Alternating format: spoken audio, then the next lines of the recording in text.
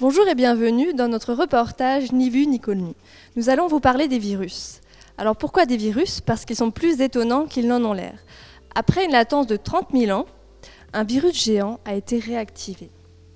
Oui, en effet, c'est des chercheurs russes et français qui l'ont extrait des sols gelés de Sibérie en mars 2014. Ils l'ont appelé pitovirus et il appartient dès lors à une nouvelle et troisième famille de nouveaux virus géants. Alors pour en savoir plus, on va aller interroger une spécialiste du domaine. Suivez-nous.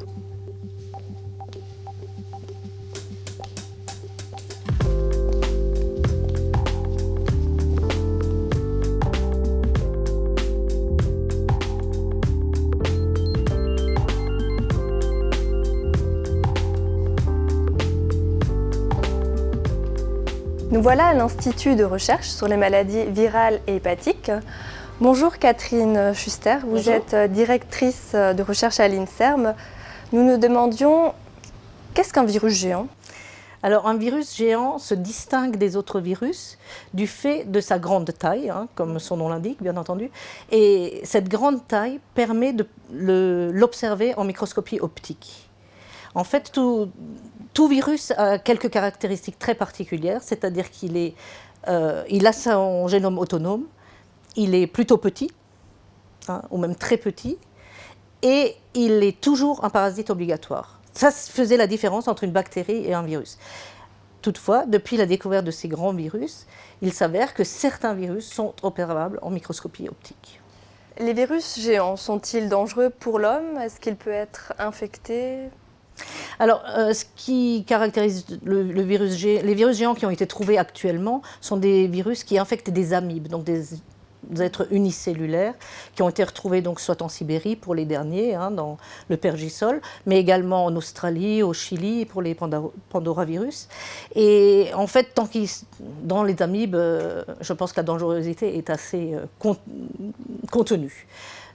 Toutefois, ce qu'il faut bien savoir, c'est que certainement, ce sont des virus qui viennent d'être découverts, mais d'autres virus vont être découverts dans les prochaines années, avec le développement des méthodes de génomique, etc., d'analyse des sols, d'analyse de tous les milieux. Et ceci, peut-être, nous conduira à trouver d'autres virus qui n'étaient absolument pas connus jusqu'à présent, et qui pourraient, de ce fait, être des virus qui infectent l'homme ou qui infectent les animaux, et là, peut-être le danger serait plus grand. Pourquoi les virus géants, tels que pitovirus, sont-ils intéressants à étudier ?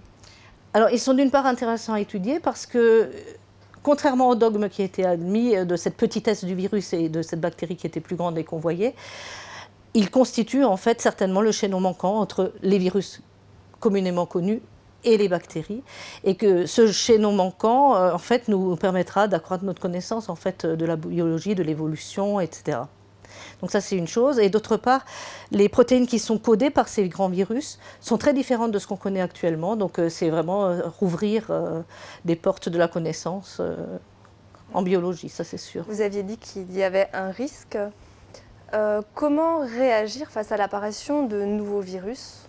Tout virus qui va apparaître ou qui va être découvert, comme ça a été le cas ici, demandera certainement des protocoles particuliers pour être sûr qu'il soit étudié dans de bonnes conditions sanitaires, etc., pour être sûr qu'il n'y ait pas une pandémie qui apparaisse.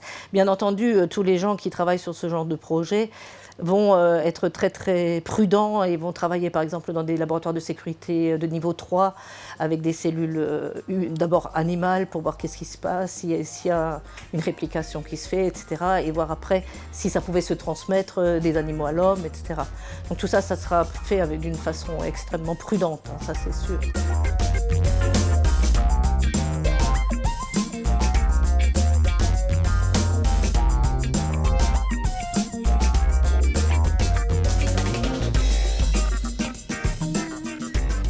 Alors, pour conclure, même en mettant de côté l'exploitation humaine des sols gelés, le réchauffement climatique peut induire à la décongélation et donc la réactivation de virus.